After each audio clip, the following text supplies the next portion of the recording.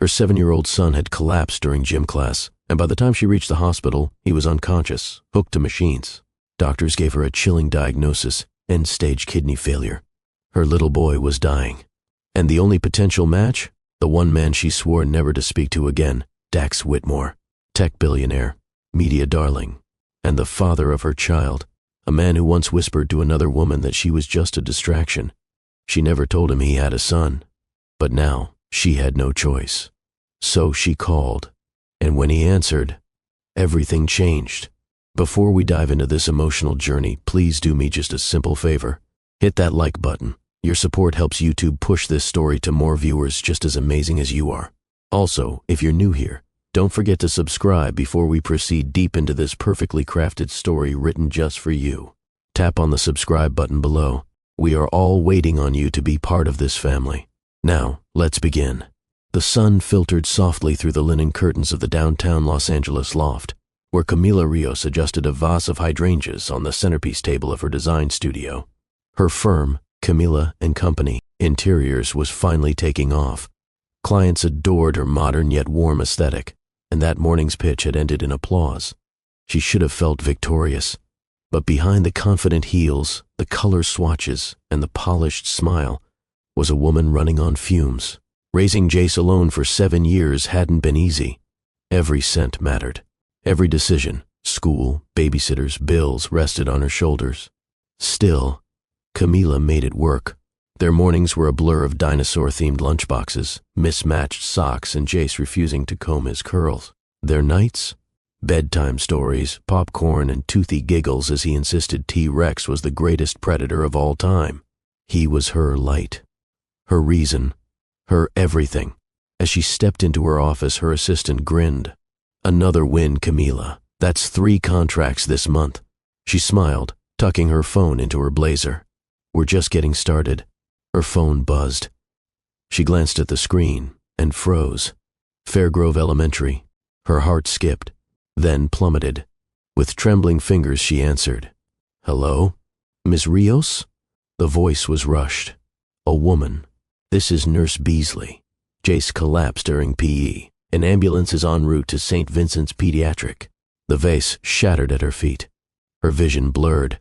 I'm on my way, she whispered, grabbing her bag, kicking off her heels. She didn't remember taking the elevator or racing down the street, just the sound of her own heartbeat in her ears. And one thought playing on repeat. Please let my baby be okay. Camila gripped the steering wheel with white-knuckled panic, weaving through morning traffic like a woman possessed. Horns blared, tires screeched, but she barely noticed. Her pulse drowned out the world. Jace. Her boy. Her miracle. He was just at breakfast, arguing about syrup versus jelly. He wore his blue hoodie, the one with the dinosaur tail on the back, and kissed her cheek before skipping to the school bus. Now he was in an ambulance. The ER sliding doors hissed open as she burst inside, breath ragged. My son, Jace Rios, 7 years old. They just brought him in. A nurse pointed down the hall. Room 12. He's being assessed. Camila sprinted barefoot across cold tile, dodging gurneys and nurses. Her blouse clung to her skin. She nearly crashed into the doorframe. Inside, machines beeped. Wires, monitors. Her little boy lay pale and limp, eyes closed, a soft oxygen mask over his face. Jace, she choked out, collapsing beside the bed. Mommy's here, baby. I'm here. His curls were damp. His chest rose and fell too shallowly. A doctor entered, late 30s, focused, calm under pressure. Ms. Rios? I'm Dr. Collins. What's wrong with him? She begged. Please, just tell me. We're running tests, but initial labs show his kidneys aren't functioning properly. He's in acute distress. There may be an underlying cause, possibly genetic. No, she whispered. That can't be right. He's healthy. He was just... I know this is difficult, he said gently. We're doing everything we can. Camila blinked away tears as they drew more blood. Jace didn't even stir. She reached for his hand. It felt cold, and her world, the one she'd fought so hard to build, suddenly didn't matter anymore. The hours dragged like centuries. Camila paced the hallway outside Jace's room, her blazer long discarded, hair matted from sweat and panic. Nurses and doctors moved around her like a blur. She tried to ask questions. What's happening? Can I see him? But every answer was a variation of, we're still evaluating. Inside, she caught glimpses of her boy, his tiny frame dwarfed by machines, IVs taped to his arms, monitors glowing with unreadable data. Finally, Dr. Collins motioned for her to follow him. She trailed behind, legs stiff, stomach in knots. They entered a consultation room. Quiet, sterile, too calm. He spoke carefully. Camilla, your son's kidneys are in severe failure. His creatinine and bun levels are dangerously high. He's not producing urine, which is a red flag. She blinked, trying to understand. What does that mean? It means his kidneys are shutting down. Based on the labs, this didn't happen overnight. It's likely chronic, genetic, something dormant until now. No one in my family. Some mutations skip generations or present unpredictably. We won't know more until we do a full genetic workup.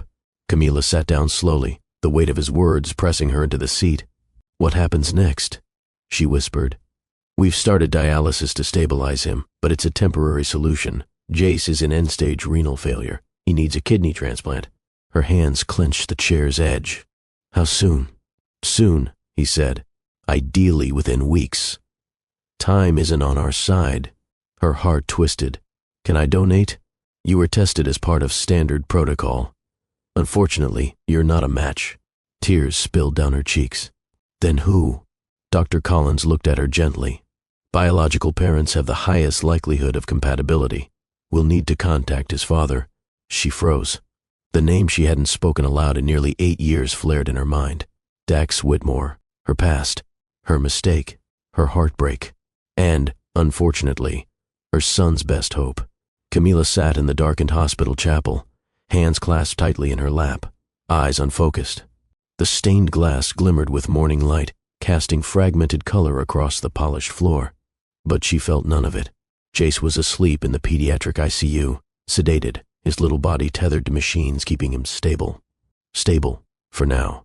But not saved. Not yet. The words echoed in her mind. He needs a transplant. A living donor is the best chance. Her chance had already been ruled out, which left one other person. She hadn't said his name in years, had trained herself not to think about him, not to remember the laughter, the hotel balconies in Paris, the spontaneous getaways, or the devastating night that ended it all. But her son needed a kidney. And Dax Whitmore, the billionaire she once loved, was the father he never knew. Her fingers hovered over her phone. The contact was still there, untouched since the last time she'd screamed his name into the void and sworn never to speak it again. Dax Whitmore, the man who broke her heart with a single sentence. She'd gone to surprise him that night in Manhattan. A spontaneous flight, a giddy heart, a keycard he didn't know she still had. She arrived to find him in his penthouse. With another woman. She stood frozen behind the wall as he whispered 5 words into the woman's ear, words that shredded her. She was just a distraction. Camilla had turned and walked out without a sound, never gave him a chance to explain. 2 weeks later, she found out she was pregnant, and she stayed silent. Now she had to break that silence. She pressed the call button. Her heart thudded. It rang, once, twice, then, hello? The voice was unmistakable. Calm, confident, distant. She nearly hung up. Dax, she said, forcing the name out. It's Camilla. Silence. Camilla? She inhaled sharply. I wouldn't be calling unless I had no choice. A beat. Then, what's going on? You have a son, she said. He's 7. His name is Jace, and he's dying. Another silence, this one deeper. He didn't ask for proof. Didn't challenge her. I'm getting on my jet, he said. Text me the hospital. The line went dead. Camilla didn't sleep that night, not even when the nurses dimmed the lights and silence settled over the hospital floor like a heavy blanket. Instead, she sat beside Jace's bed, holding his hand and thinking about the man who was already on his way. Dax Whitmore, the first man to truly consume her, the last man to ever touch her like that. Their affair wasn't built on candlelit dinners or polite conversation. It had been raw, hungry, reckless. He was powerful, commanding, yet behind closed doors with her, there had been gentleness too. She remembered their first time. It had rained for hours in New York, and he'd canceled his meetings to stay in. She showed up in a soaked blouse, laughing. He stared at her like she was the only woman he'd ever seen. Then, without a word, he pinned her against the apartment wall, fingers sliding into her wet hair. The kiss had been searing, tongues tangling, breath hitching, clothes ripped with frantic urgency. He lifted her, carried her to the bed, and made her cry out his name again and again. She remembered his mouth, hot and unrelenting on her thighs. The way he took his time, making her unravel, then pulling her back together with every stroke of his tongue, every growl against her skin. He worshipped her body like it was art, like he'd built it with his own hands. And she'd fallen, completely. Even now, her skin tingled at the memory of his voice in her ear. "You drive me crazy, Camila. I don't want anyone else." But then came the night that wrecked it all. His betrayal, or so she believed. Now, that same man was coming to face the child he never knew. And no matter how deeply he'd once buried himself inside her, emotionally and physically, Camila knew one thing: she had to guard her heart. Because part of it still remembered exactly how it felt to belong to him. The next morning came in fragments, nurses checking vitals, the beep of machines, the sterile scent of antiseptic. Camila sat quietly by Jace's bedside, trying to soothe his forehead with a damp cloth. He stirred slightly, still groggy from the sedation. Her phone vibrated. Unknown number. She already knew who it was. Camila stepped into the hallway, heart drumming like a war drum. She answered. "Camila," he said, his voice smooth and unmistakably firm. "I'm 20 minutes out. Cedars-Sinai, right?"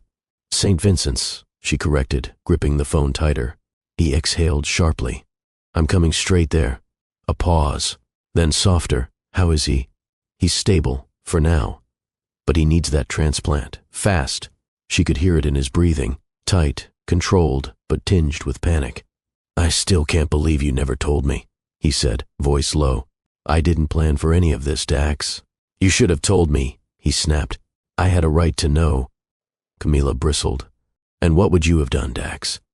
"I heard you, that night, whispering to Vanessa that I was just a distraction." "Wait, what?" His voice sharpened. "I never said that. I told her losing you would destroy me. She showed up uninvited. I wasn't even expecting her." Her throat tightened. "I heard what I heard." "You heard one sentence. You didn't even give me a chance to explain. You were with her, Dax." "No, Camila," he said, almost growling. "She ambushed me. I told her we were over, that I'd already found the woman I wanted. She said nothing. I searched for you," he added. "You changed numbers, addresses, everything. You disappeared. I was pregnant, alone, and humiliated. You should have told me I had a son," he said, voice cracking. "I would have dropped everything." Silence stretched between them, years of unresolved pain and aching memories pressing into the space. Then he exhaled. "I'm not coming as the CEO, or the man you think I became. I'm coming as a father, and I'm not leaving until I've done right by him." Camila swallowed hard. "Good," she said quietly, "because he needs you, whether I like it or not. Hello, beautiful family, if you are still here, if you are still with me. Don't forget to hit the like button and subscribe, because what is about to happen now will put you at the edge of your sit." Dax stood by the jet's window, arms crossed, jaw tight.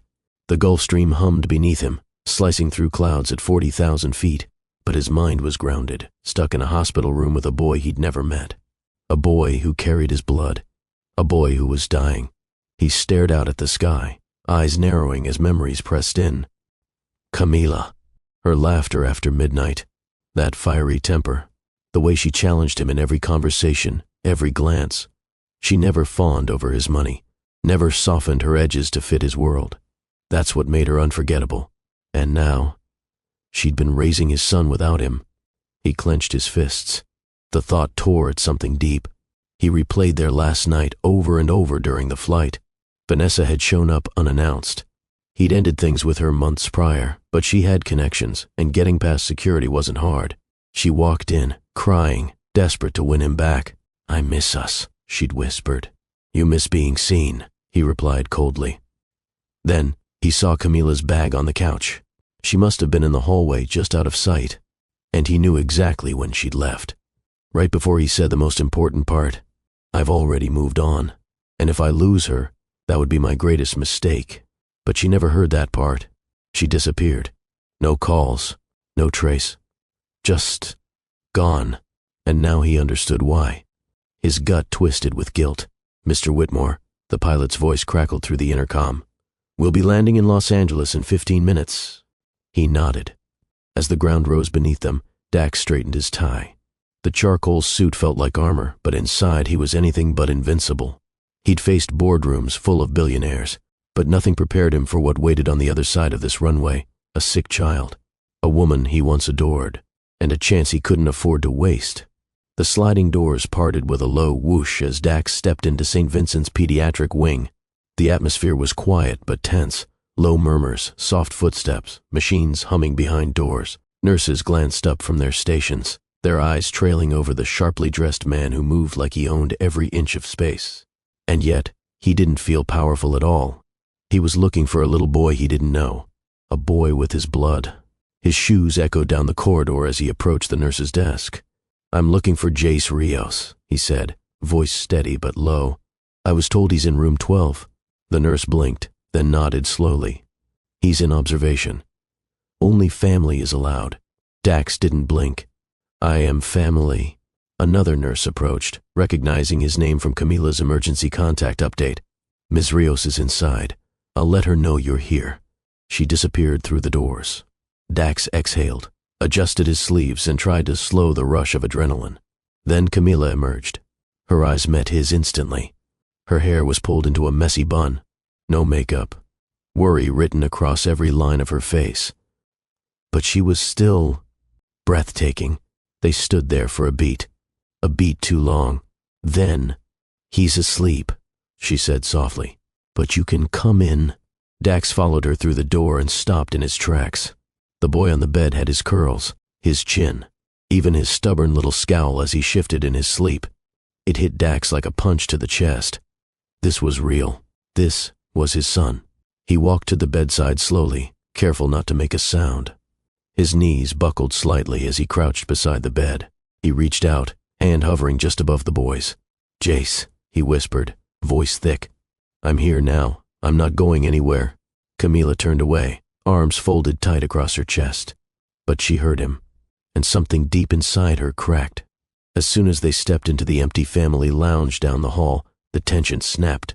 "You kept my son from me," Dax hissed, voice sharp, low enough to avoid attention, but hot with fury. Camila turned to face him, eyes dark.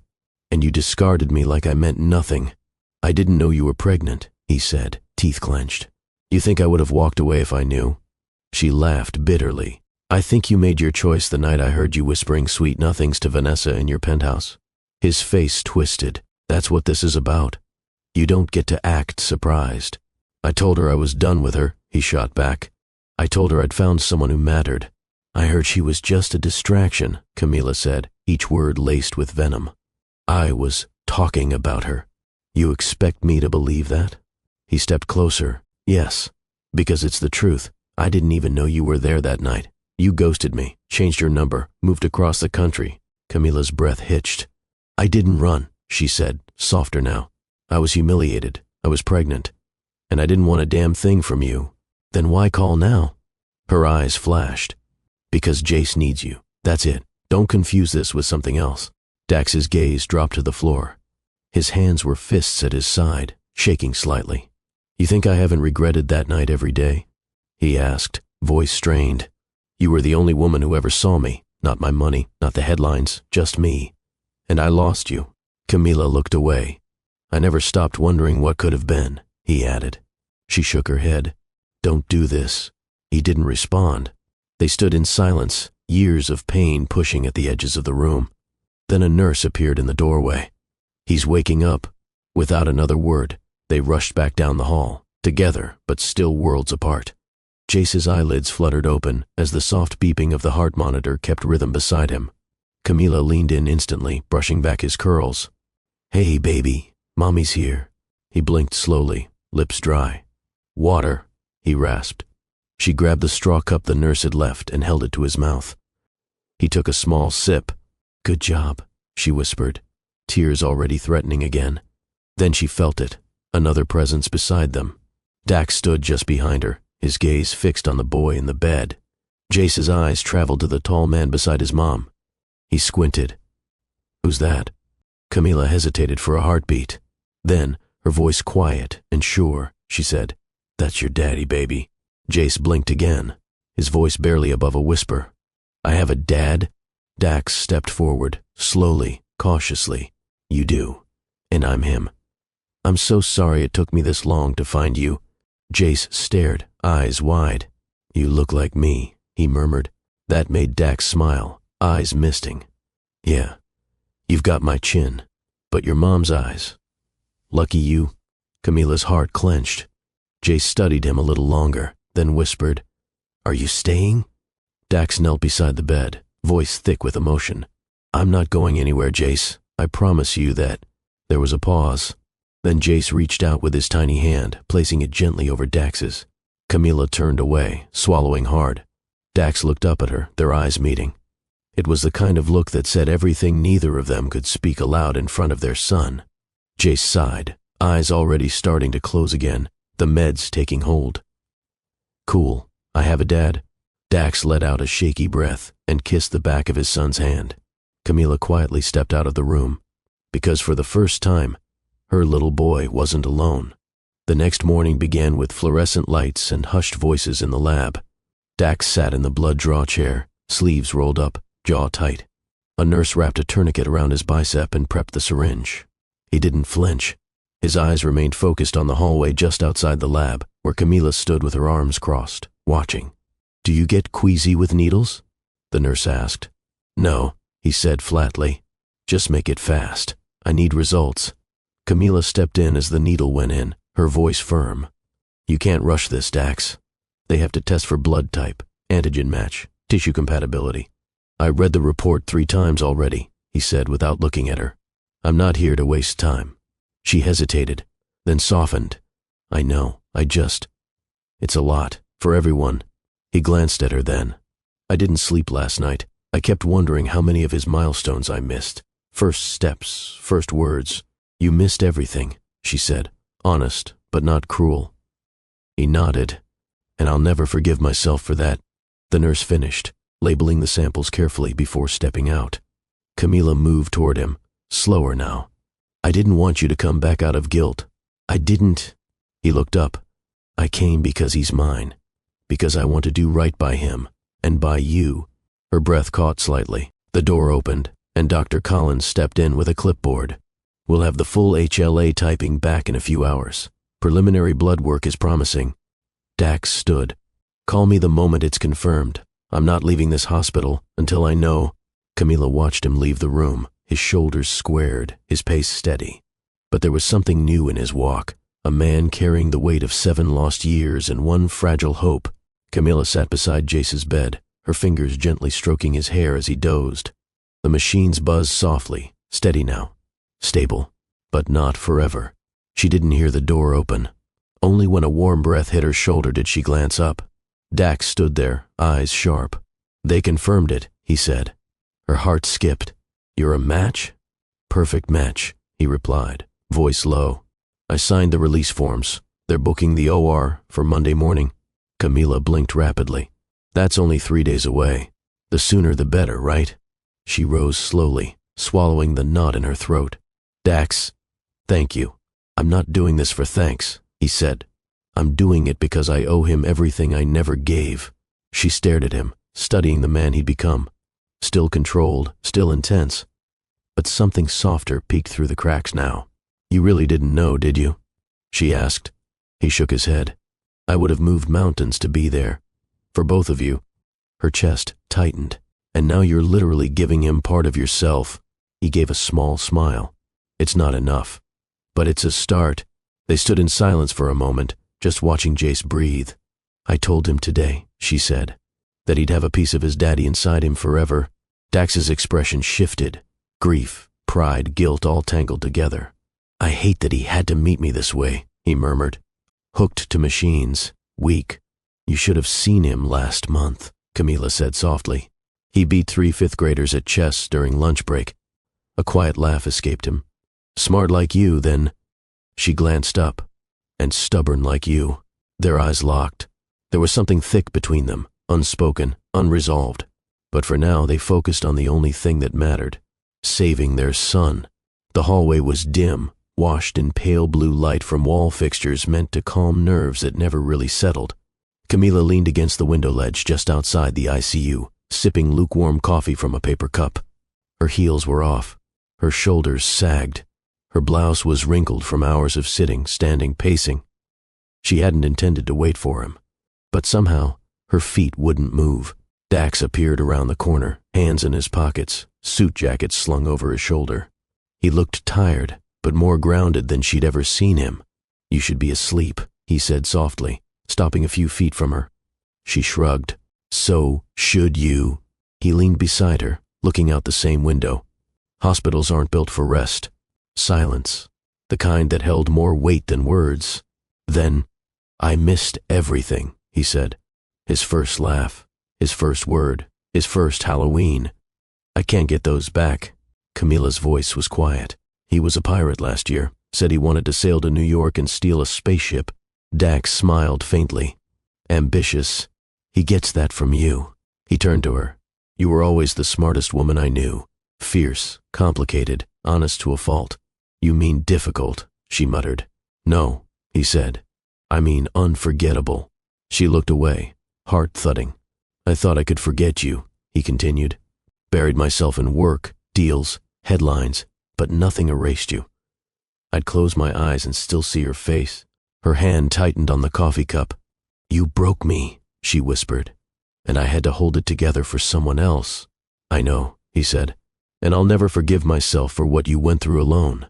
The silence returned, not cold this time, just heavy with memory.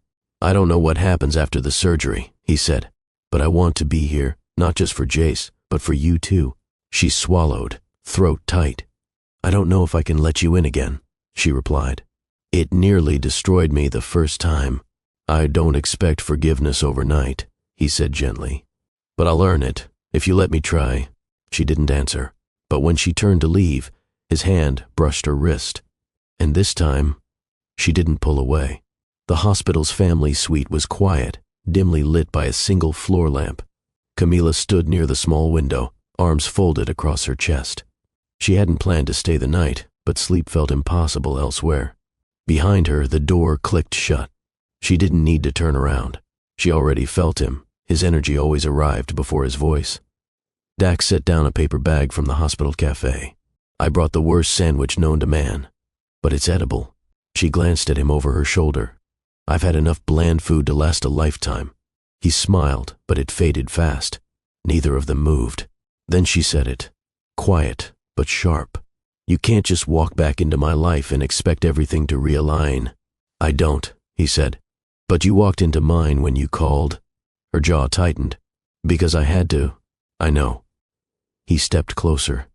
"But that call, it changed everything for me. One second I'm in a meeting about funding a satellite, and the next I learn I have a son, that I missed 7 birthdays, 7 Christmases." She didn't respond. He took another step. "I came here thinking I could fix everything with action. Donate a kidney, be the hero. And now?" she asked. "I realize that won't erase what happened, but it doesn't mean I don't want to try. For Jace, and for us, if there's still an us to rebuild." Camila stared at him. Her chest rose and fell with shallow breaths. "Don't say things you don't mean," she whispered. His eyes darkened. "I've never meant anything more." In 2 strides, he was in front of her. Camila's lips parted, a protest on the tip of her tongue. But it died as he cupped her face. His thumb grazed her cheekbone. His eyes searched hers. Then slowly, he kissed her. It was tentative at first, soft, testing. But she kissed him back. And then it wasn't soft. It was raw, deep. Years of anger, grief, longing, all colliding. His hand slid to her waist, gripping her like he was afraid she'd vanish again. Her fingers tugged at his shirt, untucking it, pressing against the warmth of his back.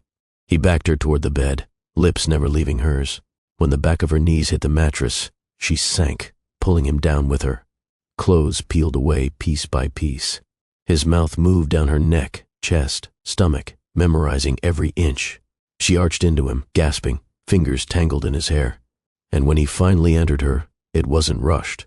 It was slow, deep, every thrust a promise, every moan an echo of something old rediscovered. They moved together like they'd never been apart, And when it was over and she lay against his chest, breath slowing, he whispered, "This changes everything." Camila didn't answer, but she didn't let go either. The silence afterward was unlike any they'd shared before. Camila lay with her head on Dax's chest, their legs tangled beneath the hospital suite's scratchy sheets. His hand drifted lazily along her spine, drawing invisible lines she couldn't quite decipher. She should have moved, said something, pulled away. But she stayed. "I thought I'd buried all of this," she said finally, her voice hushed. "The way you made me feel, the way you looked at me like I was more than just a pretty face.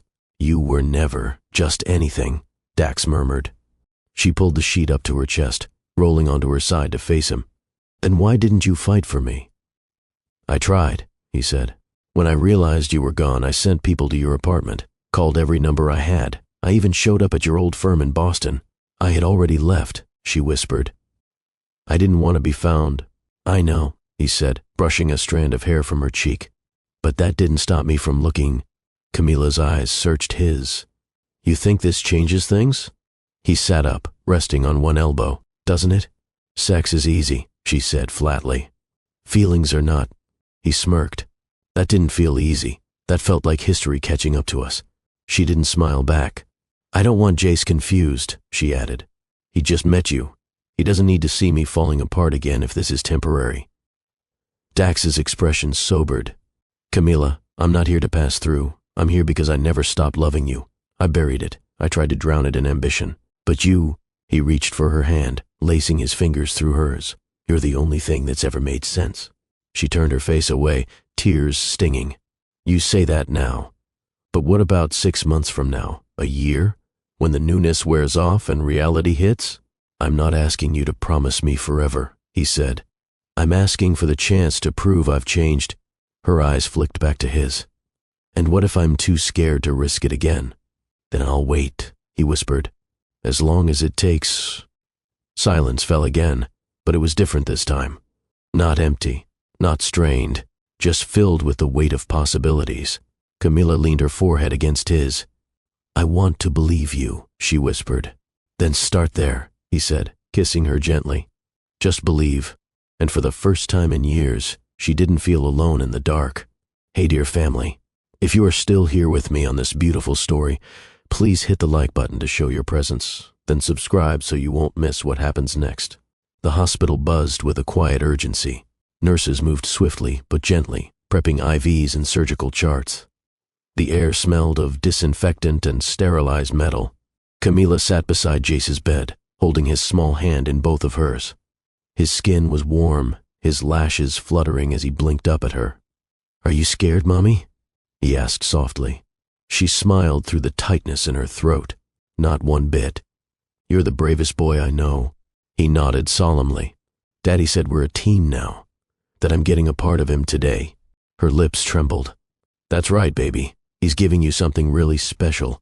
There was a soft knock at the door. Dax stepped in, wearing hospital scrubs. His dark hair was tucked under a surgical cap, but his eyes were sharp, locked on his son. "Hey, champ," he said, approaching the bed. "You ready to kick this thing's butt?" Jace smiled weakly. "Are you nervous?" Dax crouched beside him. "A little, but mostly I'm excited. Because after today, we'll be connected forever." Jace squeezed his hand. "I like that." Camila stepped aside as the nurses came in with the gurneys. One for Dax, one for Jace. Her heart pounded as they hooked her son to portable monitors and began the prep. "Can I ride with you to the doors?" Jace asked. She smiled. "I wouldn't let you go any other way." They wheeled the beds side by side through the hallway. Camila walked between them, holding a hand on each stretcher, not letting go. Outside the OR, the nurse stopped. "This is as far as we go," she said gently. Camila leaned over Jace, kissing his forehead. "You'll be okay.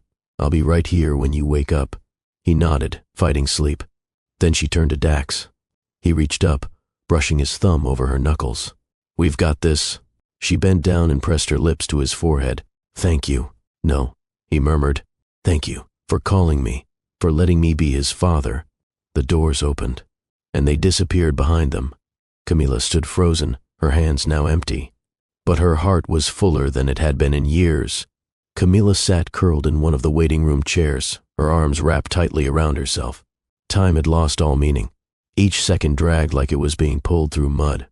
The surgeon had said the procedure would take hours. They had prepped Jace and Dax at the same time, simultaneous surgeries in neighboring operating rooms. The idea of them both under anesthesia at once made her chest ache.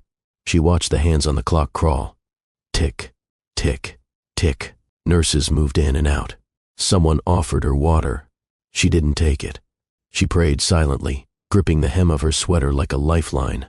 Memories flickered, Jace in his superhero pajamas, spinning in circles until he fell over laughing. His first lost tooth. His obsession with blue raspberry ice cream. And Dax. The way he looked at her in the suite 2 nights ago. The way he whispered her name like it still meant everything. She shook the thought away. One thing at a time. First, her son needed to survive this. Then she'd deal with the storm inside her. A nurse appeared at the far end of the hall. Camila bolted to her feet. "Ms. Rios," the woman said, calm but purposeful. "Dr. Collins is ready to speak with you." She followed her through a maze of corridors, her heart slamming against her ribs. When they reached the consultation room, Dr. Collins stood waiting. His surgical cap was off, and his eyes looked tired, but not grim. Camila didn't wait for pleasantries. "Please, just tell me." He gave a small, reassuring smile. Both procedures went smoothly. Dax's kidney took beautifully. Jace is in recovery. He'll be monitored closely for the next 72 hours, but so far, all signs are positive. Camila gasped, then crumbled into a chair, head in her hands, sobbing. "They're okay?" she asked through tears. "They're okay," he confirmed. She didn't know how long she cried, only that she hadn't released that kind of breath in years. The weight that had sat on her chest for weeks lifted. She stood shakily. "Can I see them?" "One at a time," he said. "We'll start with Dax. He's already asking for you." Camila followed the nurse, tears still slipping down her cheeks. When she stepped into the recovery room, she saw him, pale, groggy, but smiling. "You did it," she whispered. His voice was hoarse. "No, we did." The beeping in the recovery room was steady, almost soothing. Camila eased herself into the chair beside Dax's bed. His eyes were half-lidded, the anesthesia still lingering in his system, but the corners of his mouth curled upward the moment she took his hand. "You're here," he murmured. She nodded, squeezing his fingers gently. "I'm not going anywhere." He looked worn, more pale than usual, lips dry, IVs tucked into both arms. But his expression was peaceful. "Jace?" he asked, voice raspy. "He's still under." "But stable," she said. "They said the transplant looks good. Everything's functioning. It's early, but it's hopeful." A soft breath of relief slipped from his lips. "I've never felt this kind of fear," he said. "Not in a boardroom, not with investors, nothing even close." Camila looked down at their hands. "Now you know what it's like to be a parent." Dax gave a faint smile. "It's terrifying." "It's worth it," she replied. He turned his head toward her. "Do you think he'll ever forgive me for missing everything?" "He already has," she said quietly. "The moment he held your hand, emotion flickered in his eyes." She stood, leaned over and kissed his forehead. "Rest. You need to heal. Jace is strong, but he's going to need his father around for a long time." He nodded, eyes fluttering shut again. Camila stayed there a moment longer, watching him breathe. Then the nurse stepped in. "Would you like to see your son now?" Camila nodded. In Jace's room, he looked so small in the bed, but his color had returned. His chest rose and fell steadily. A soft bandage peeked from under his hospital gown where the new kidney now lived. She sat beside him, brushing his hair back, kissing his forehead. "Hey, baby," she whispered. "You did it." His eyes didn't open, but his fingers moved, finding hers instinctively. Tears welled in her eyes again, not from fear this time, but from gratitude, for a second chance, for the family she never thought she'd have. Spring sunshine poured through the hospital windows, casting soft golden light across the white floors. It had been 4 days since the surgery. Jace's energy was slowly returning. He insisted on coloring dinosaurs and asking endless questions about where the kidney came from. Camila sat by his bed, gently massaging his feet as he flipped through a picture book.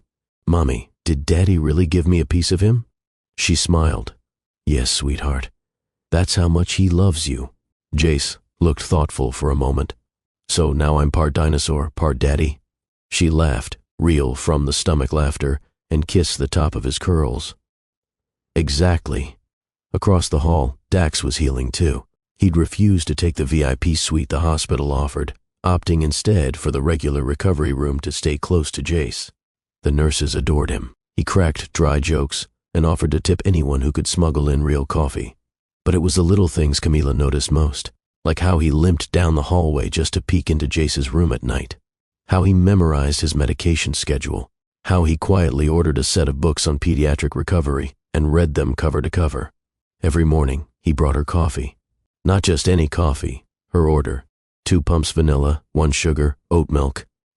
She hadn't told him. He remembered. And every time he left a note tucked under the cup holder. "Still your favorite pain in the ass. Tell Jace he gets his stubbornness from me.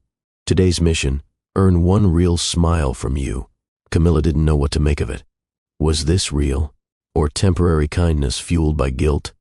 But as she watched him help Jace learn how to sit up again, his large hand steadying their son's back, she felt something shift. This wasn't a man playing hero. This was a man learning how to be a father. And maybe something more. Camila found the first letter tucked into the fold of a hospital blanket. It was scribbled on plain notepad paper, folded twice, and sealed with a coffee stain. "For when I'm not brave enough to say it out loud," it read on the outside. She hesitated, heart pounding, then opened it. "Camila, you don't have to read this. But I hope you do. You were always the strongest person in any room, even when you were barely holding it together. I see now what I didn't back then. You didn't need saving. You just needed someone who wouldn't leave when things got real. I'm sorry I wasn't that man before, but I want to be now. For Jace. For you. If you ever find space for me again, I'll still be standing right where you left me. Dax." She read it twice, maybe 3 times, and still, she folded it and slipped it into her purse like something precious. From that day on, the notes kept appearing, sometimes stuck under Jace's juice box, sometimes slid behind the morning newspaper. Once, taped to the back of the bathroom mirror with her favorite shade of lipstick sitting beside it, one he used to tease her about for being dangerously distracting. Each note was simple, a memory, a confession, a piece of his heart she didn't know he'd held on to. And it wasn't just the letters. It was how he made their son laugh, even when Jace was pale and tired. How he learned to braid hair badly because Jace wanted to surprise her with a salon day. How he never missed a nurse check-in, never complained, never made it about him. Camila started to see him not as the man who hurt her, but as the man who stayed, quietly, consistently. She caught herself watching him one night as he helped Jace brush his teeth.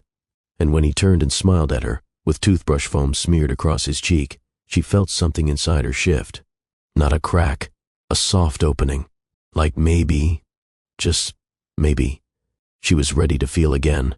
Rain tapped gently against the windows, a steady rhythm that echoed the quiet beating in Camila's chest. Jace had finally drifted into sleep after a bedtime story and a round of whispered jokes with his father. His monitors pulsed steadily. The room was peaceful. Camila stepped into the kitchenette down the hall to pour herself some tea.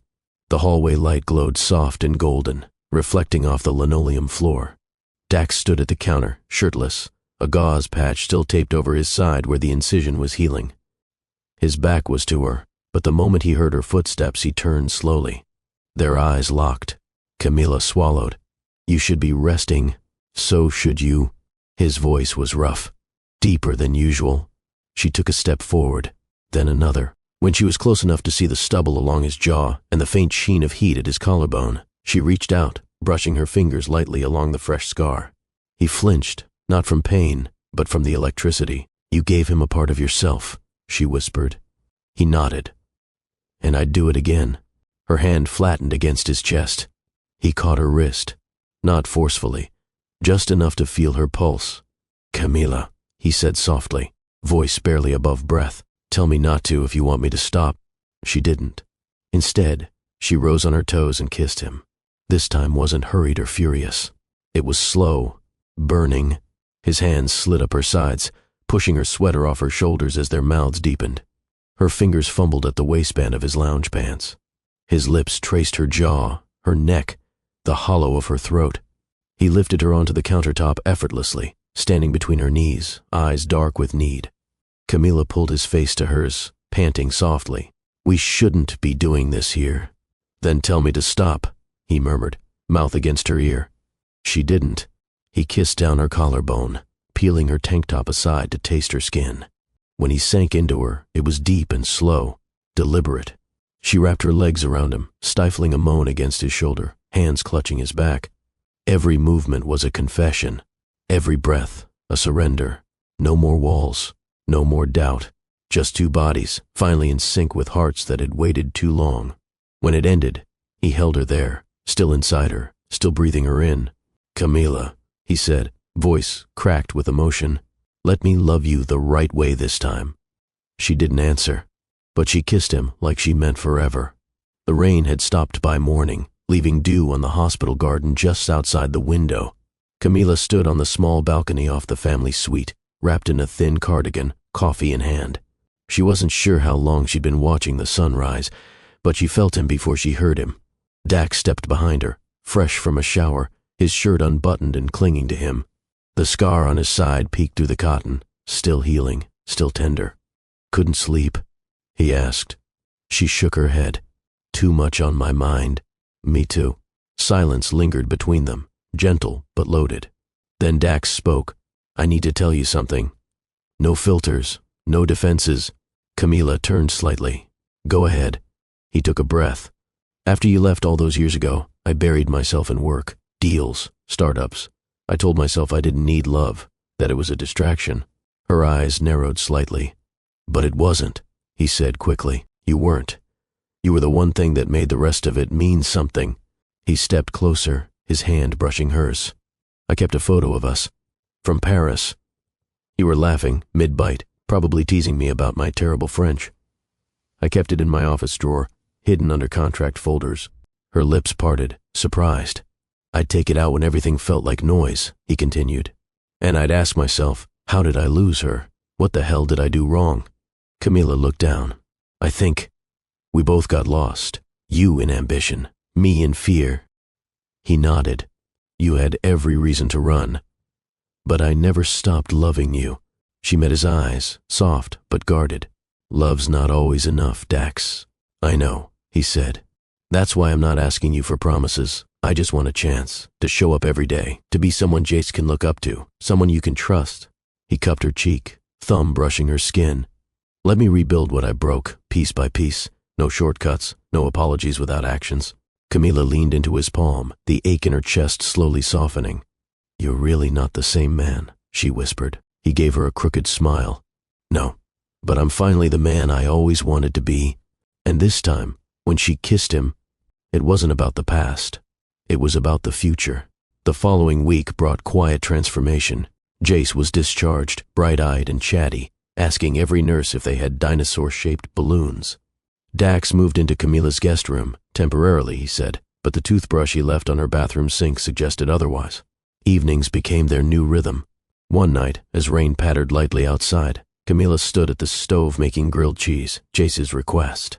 Dax hovered nearby, slicing apples like it required strategic precision. "You know," he said, "I used to burn toast in college, every single time." Camila smiled over her shoulder. "Why doesn't that surprise me?" He leaned against the counter, arms folded. "I didn't know it could feel like this. The quiet, the warmth." She glanced at him. "Like a life?" He nodded. "A real one." After Jace was tucked in, demanding 3 bedtime stories and 1 bad joke, Camila walked back into the kitchen to find Dax washing dishes. Shirt damp, hair slightly messy, hands submerged in soapy water. It was ordinary and deeply intimate.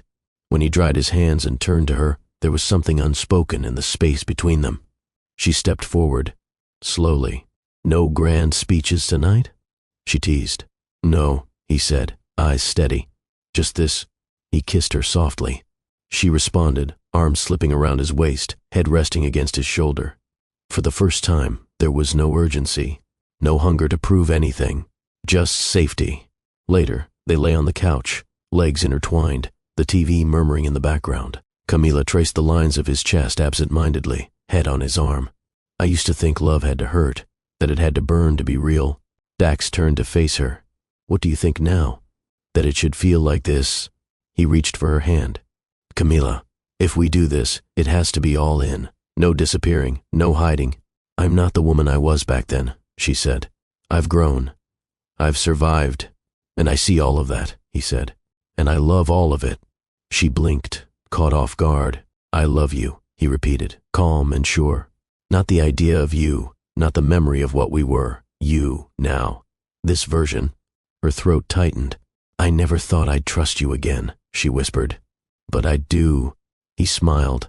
Then let's build something new. No ghosts, no shadows, just us. Camila leaned in, kissed him slow. And in that moment she knew, this time, they weren't falling. They were choosing. Together. The backyard was quiet, lit by a string of soft fairy lights. Dax had hung himself, crookedly, but with intention. Camila stepped outside, barefoot in her robe, the air still warm from the late spring evening. Jace had finally gone to bed after insisting on reading his new dinosaur encyclopedia to both of them cover to cover, twice. She found Dax standing in the middle of the yard, hands in his pockets, eyes on the stars. Nice lights, she teased gently. He turned, smiling. I was aiming for magical, settled somewhere between crooked and charming. She stepped toward him. It's perfect. He exhaled slowly. You know, for a long time I thought success was measured by what you could build. The next big thing, another company, another headline. She watched him closely. But it's not about building empires, he continued. It's about building something that lasts, something that matters. From his pocket he pulled out a small velvet box. Camila froze. He opened it. Inside was a simple, elegant ring. Platinum band, no flash, just timeless. Camila Rios, he said, his voice shaking slightly. I don't want a perfect story. We already missed that. I want a real one, with all the chaos, the healing, the laughter, and the late-night grilled cheese sandwiches. She stared at him, eyes wide, heart thundering. I love you, he said, and I love our son, and this life we're piecing together. I want to wake up every day with you next to me, not just because we share a child, but because you're the one I've been searching for, even when I didn't know it. He dropped to one knee. Will you marry me? Camila didn't speak. She stepped forward, eyes glossy with tears, and launched herself into his arms. He caught her with a laugh, the ring box dropping softly onto the grass. Their kiss was slow, deep, filled with every word neither of them could say. And in that embrace, under crooked lights and open sky, she answered him without ever needing to speak. Camila didn't remember how long she clung to him, arms tight around his neck, heart pounding like thunder in her chest. When she finally pulled back, she looked into his eyes. You really mean it? No running, no shutting down. I'm already home, Dax said, brushing his thumb over her cheek. I'm not going anywhere. She kissed him again, slower this time. He reached down, retrieved the ring box from the grass, opened it, and slid the ring onto her finger. It fit perfectly. Her breath caught. I didn't think I'd ever wear one again, she whispered. Not after everything. He held her hand in his, lifting it gently to his lips. It's not just a ring, Camila. It's a promise that I'm choosing you on the ordinary days, the hard days, the ones when you're mad at me for stealing the covers. She smiled. And the ones where Jace spills orange juice on your white shirt 5 minutes before a meeting? Especially those, he said with a grin. They swayed there for a while beneath the lights, no music but the rhythm of each other's breath. Then the sliding door creaked open behind them. A small voice called out, Mom? Dad? They turned. Jay stood in his dinosaur pajamas, hair messy, rubbing one eye. What are you doing? Camila crouched down, arms open. We're celebrating. He patted over and climbed into her lap, eyes curious. Why? Dax knelt beside them. Because I just asked your mom to marry me. Jace blinked. Like, forever? Camila smiled. Exactly. He looked between them. Can I be the best man? Dax ruffled his curls. You're already the best everything. Jace grinned. Cool. Can we have cake now? Camila laughed. Yes, baby. Tomorrow. All the cake you want? She looked at Dax, who was already watching her like she hung the stars. And for the first time in years, she felt seen, whole, chosen. The sun began its slow descent over the Malibu hills, casting a warm amber glow over the vineyard terrace where close friends and family gathered in soft murmurs of joy. Camilla stood beneath a delicate floral arch, breeze gently lifting the hem of her ivory silk gown.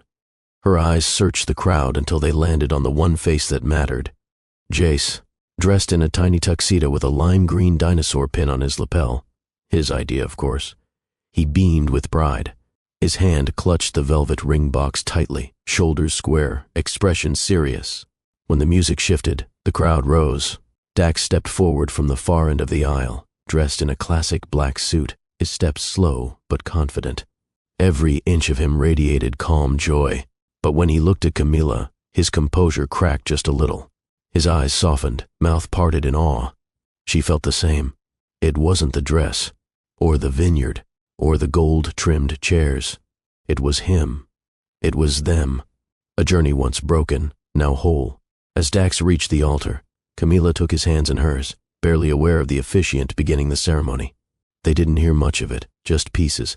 Promises, vows, laughter when Jace loudly whispered, "Is it time for the rings now?" halfway through. When the moment came, Dax crouched to Jace's level. "You ready, little man?" Jace nodded, holding out the box with both hands. "Careful. It's breakable." The rings were simple, just like their love now, no performance, just truth. "I do," Dax said first, clear and sure. Camilla followed, her voice trembling with emotion. "I do." And then they kissed. It wasn't a spectacle. It wasn't posed. It was a seal on a chapter that had once seemed impossible. Jace clapped so hard he nearly dropped the velvet box. "Can I call you husband and wife now?" The crowd laughed. Camilla nodded, eyes glassy. "Yes, baby. Now and forever." The honeymoon suite overlooked the Pacific, floor-to-ceiling windows bathing the room in moonlight, waves crashing gently below. Camilla stood barefoot near the balcony doors, her wedding gown now replaced by a soft satin robe. Hair loose, lips still tinted from champagne and kisses. Dax closed the door behind him, undoing the top button of his shirt as he walked toward her. "You've never looked more beautiful," he murmured. She turned to face him. "You say that like it's a surprise." He chuckled. "I've said it before, but tonight it feels different." "Because it is," she said, stepping forward. "We're not who we were." "No," he agreed, sliding his arms around her waist. "We're better." Their lips met, slow and deep. No more doubt. No more hesitation. Dax slipped the robe from her shoulders, letting it fall to the floor in a whisper. He took a moment, just to look. No rush. No hunger. Just reverence. Camilla reached for his shirt, unfastening each button slowly. "I want to remember this," she whispered. "You will," he said, guiding her to the bed. They moved together like a dance, skin against skin, soft moans echoing against the quiet of the room. He kissed her shoulders, her collarbone, the inside of her wrist. She traced every scar on his chest, one fresh, a reminder of what they'd overcome. When he entered her, it was tender, purposeful. They didn't speak, only touched, only breathed. Her nails curled into his back, his fingers laced with hers above her head. They made love as husband and wife, slow and unbroken, like they had all night in the world. Afterward, tangled in sheets and steady heartbeats, Camilla lay with her cheek on his chest. "I never thought I'd get this," she whispered. "You didn't get it," he said softly. "You fought for it, you built it, you chose it." She smiled, pressing a kiss to his shoulder. "So did you." Outside, the ocean kept its rhythm. Inside, their world was quiet. Complete. The morning lights spilled across the nursery walls, painting soft gold across plush toys and stacked storybooks. Camilla stood in the doorway, arms crossed loosely over her chest, watching. Jace lay curled in bed, blanket half-tossed, clutching his stuffed triceratops. His chest rose and fell in a deep, peaceful rhythm. A soft laugh rose behind her. Dax wrapped his arms around her waist from behind, resting his chin on her shoulder. "He's finally sleeping in past 7. That alone deserves a celebration." She leaned back into him. "He's healing. That's what matters." They stood there in silence, watching their son breathe. Camilla exhaled slowly. "There were nights I thought I'd lose him, that I'd never get to see him like this, whole, safe." Dax pressed a kiss behind her ear. "You saved him." She turned to face him, fingers trailing down his chest. "No, we did." He nodded. And now we get to live what we almost missed. Later in the kitchen, Jace came padding in, bedhead wild, voice groggy. Did you guys really get married yesterday? Camila poured his juice. We did. Jace grinned. Can we eat cake every day now? Dax ruffled his hair. Let's start with waffles and negotiate from there. They laughed, the sound echoing in the sunlight. A new beginning. Not perfect, not scripted, just real. Camila looked at her son, then at the man who never stopped choosing them. And for the first time in years, the word came easily. Home. If this story moved you, if you believe in redemption and in the kind of love that fights through heartbreak to find its way back home, then don't let this moment end here. Please, take a second right now to hit that like button. It helps the story reach more hearts who need to hear it. Subscribe if you haven't already, and tap the notification bell so you never miss the next emotional journey we share. And we want to hear from you. Would you forgive someone who broke your heart? If it meant saving the life of your child? Drop your answer in the comments. We read every single one. If you believe love is worth fighting for, comment love deserves a second chance. And most importantly, share this video with someone who needs a reminder that healing is real, and that sometimes the people we least expect become the ones who stay. This is Love and Twilights, where stories aren't just told, they're felt. Until next time, keep loving, keep hoping, and keep watching.